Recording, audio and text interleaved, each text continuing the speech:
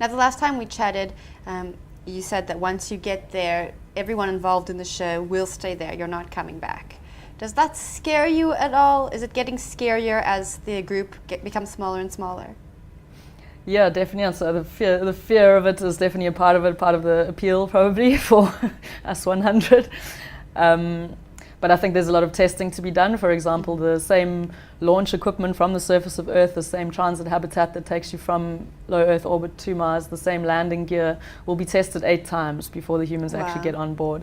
So for me, this is a reasonable level of testing. A lot can go wrong, a lot needs to be developed, but I think this is these next 8 to 10 years while we're preparing for the launch, we'll see some exciting technologies being developed all around the Earth, contributing to this mission. But you're not fearful that you won't ever be able to come back to Earth? So if I have to agree to do a one-way trip in order to be one of the first life forms from Earth to get to Mars, I'll do it in a heartbeat. Wow. You have a lot of courage. Now, the last time we spoke, you had a boyfriend. Do you still have that boyfriend? No. No. Well, there's one problem out the window. One step closer.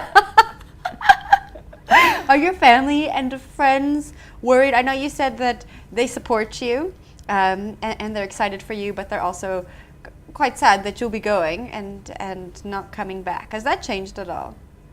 No, so they've continued to be supportive. I think they're learning more about the mission now. So my dad is passing me books on Mars, and my mum is retweeting all my tweets, and they're both active supporters, I would say. And yeah, I think this could do. I think what's important now really is to promote science in South Africa through this project, and to give especially young people in South Africa the idea that they should reach for their dreams, that the sky's not the limit, and that as South Africans we can contribute to a project like this for the first time.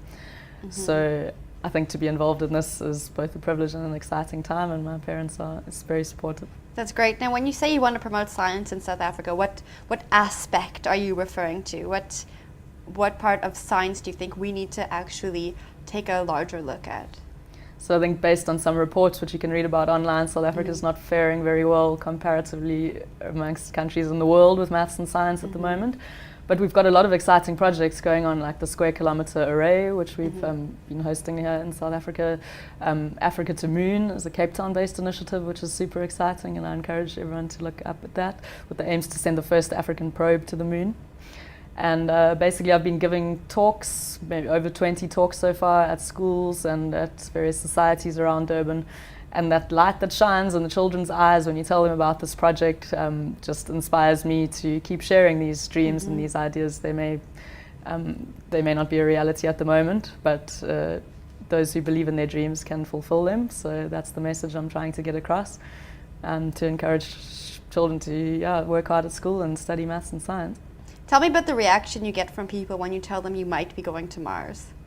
So usually people will say, "Oh, you're the one who's going to Mars." So yeah, are you crazy? That's the normal reaction. But yeah, people are normally super excited about it. I have seen some sort of negativity about it online, but in person, actually, I've never experienced any of it. And when I have people will say anything online. When I have had to deal with that negativity online, I just say, I quote Nelson Mandela. It always seems impossible until it's done.